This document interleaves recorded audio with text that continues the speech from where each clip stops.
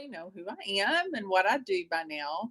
But for those of you that don't, my name is Christine, and I am the owner of 8 Owls Publishing. I do these short coaching videos just to kind of help fill in the holes, fill in the gaps of where people might be in their writing process. And today, I want to talk about determining your direction. And I probably answer this question um, with most of my clients when they begin to write their book. How do I know? I have this general principle, right? But how do I know where to take it? And I do have some practical application for that. I mean, ultimately, it's your story, it's your journey, it's your creation, right? It's, you know, why you want to write, you know what the general principle is. Ultimately, you're the determining factor of where that goes. But to know how to get to the end goal is really the question. Um, so I do this, and I suggest this, you know, that when you start your writing project, and I've already talked about writing a mission statement for why you're writing, and that's not what this is.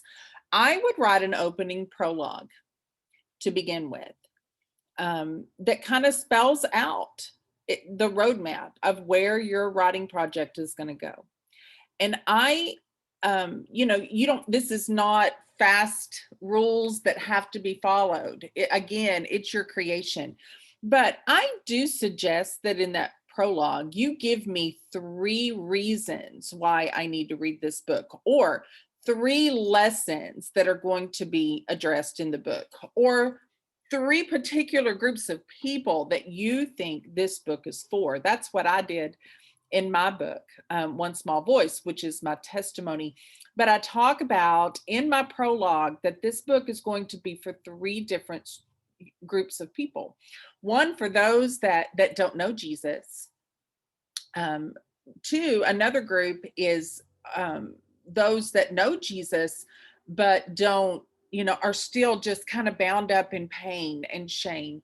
And then the third group was for intercessors, and for those who maybe did not have a mentor and understanding what intercession was and how to deal with the experiences they were having in the spirit.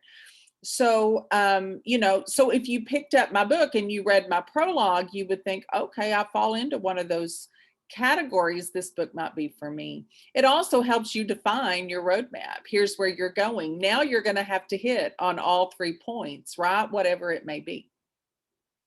So how do you do that? Well, I look at it this way. First off, you have to determine, am I writing a book? Am I writing a section of a book? Am I writing a devotional? Because they're all different. And you approach them in a different manner, and yet there are some similarities. And so here's what I want you to get in your mind. No matter what it is you're writing, that it needs to have a beginning, a middle, and an end. That sounds pretty simple, but what I'm talking about is every chapter needs to have a beginning, a middle, and an end. Every section needs to have a beginning, a middle, and an end. Why? Because that's the way the mind works.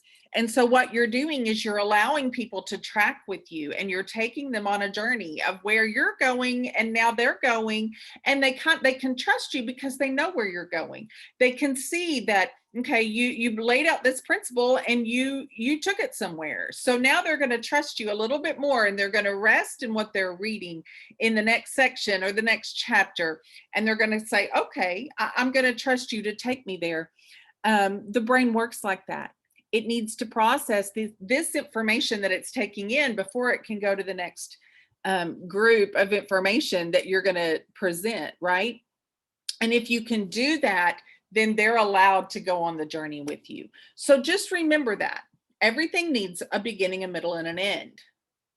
Not just the prologue and then the meat and then the ending of your book, but every chapter needs that. Every section in the chapter needs that. Here's what I mean. It doesn't necessarily mean every paragraph. You may continue, you know, in your thought process in your paragraph, but a section. Say you wanted to talk about those 3 specific groups in a chapter.